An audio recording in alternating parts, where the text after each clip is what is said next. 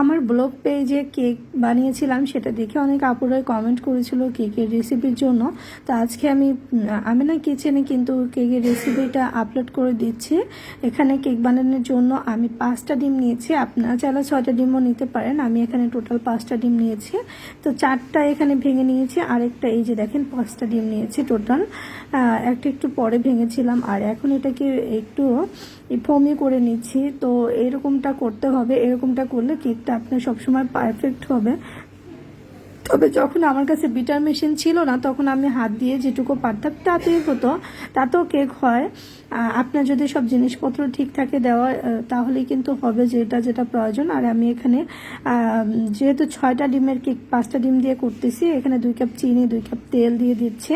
আপনারা চাইলে 6টা ডিমও দিতে পারেন, 5টা 6টা কোনো ব্যাপার না, ডিম দিলেই হলো। আর এখানে দিচ্ছি লবণ আমি পরিমাণ মতো, আপনারা চাইলে লবণটা না দিলেও পারেন, আমি আসলে লবণ খাই। আর এখানে 2 কাপ ময়দা দিয়ে দিচ্ছি। যেমন 2 কাপ তেল 2 কাপ চিনি 2 কাপ ময়দা সব কিছু আমি এরকম করে হিসাব করে দিচ্ছি। চিনিটা আরেকটু কমিয়ে দিতে পারেন, মিষ্টিটা বেশি হবে। যেহেতু আমি চিনিটা কিন্তু মানে পুরো ভরে নেই, অর্ধেক কাপ। যদি চিনিটা একদম পুরো ভরে দেন তাহলে মিষ্টিটা একটু বেশি হয়ে যাবে, অর্ধেকের একটু বেশি করে দিবেন। আর ময়দা দিয়ে বেকিং পাউডার দিয়েছি, বেকিং সোডা দিয়েছি, তারপরে আমি একদম এই করে নিয়েছি, মানে যেটা বিটার মেশিন দিয়ে বিট করে নিয়েছি মিলিয়ে। আর এখন আমি কেকটাকে এখানে দিয়ে দিচ্ছি।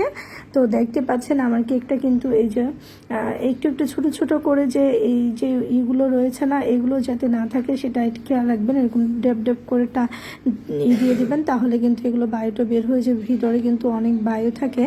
আর এখানে স্ট্যান্ডের উপর বসিয়ে দিয়েছি, নিচে কয়টা কাগজ দিয়ে দিবেন। কাগজ না দিলে কিন্তু কেকটা একদমই ভালো হবে না, পড়ে যেতে চাইবে। তো কাগজ দিলে কাগজগুলো একটা পুরো দাগ হবে, আর উপরেও কালার চলে আসবে কেকের, দেখবেন সুন্দর। আর এরকম ঢাকনা দিয়ে ঢেকে রাখবেন।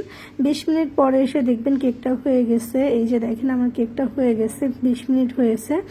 আরও একটু সময় রাখলে উপরে হয়তো আরও একটু কালার আসতো। দেন আমি কিন্তু এখন উঠায় ফেলতেছি, আর কালারের দরকার নেই আমার। তো এখন আমরা কেকটা এই যে উঠাচ্ছিলাম, অনেক বড় কিন্তু, আর এত সফট হয় এই কেকগুলো যা বলার মতো না। কারণ যেহেতু এটাকে বিটার মেশিন দিয়ে বিট করা হয়েছে, ডিমটাকে ফোমি করা হয়েছে, তো কেকটা তো অবশ্যই সফট হবে। যত বেশি ফোম করবেন ওটা তত বেশি কেকটা সফট হয়, খেতেও ভালো লাগে। আর এই যে দেখেন কেকটা কি সুন্দর, মানে বোঝা যাচ্ছে যে সফট। আর এই পাশটা কিন্তু একদমই পড়ে যায়নি, কালার এসেছে ভালো করে, খেয়াল করে দেখেন একদম পারফেক্ট। তো আপনারা চাইলে এরকম কেক বানিয়ে নিতে পারেন খুব ঝটপট। কেমন হয়েছে অবশ্যই কমেন্ট করে জানাবেন। কেউ যদি উপকৃত হয়ে থাকে আমার ভিডিও দেখে প্লিজ লাইক কমেন্ট শেয়ার করে দিবেন। যারা বানাতে চান এখনই নিজের টাইমলাইনে শেয়ার করে রাখেন, যখন বানাবেন দেখে বানাতে পারবেন। আল্লাহ হাফেজ।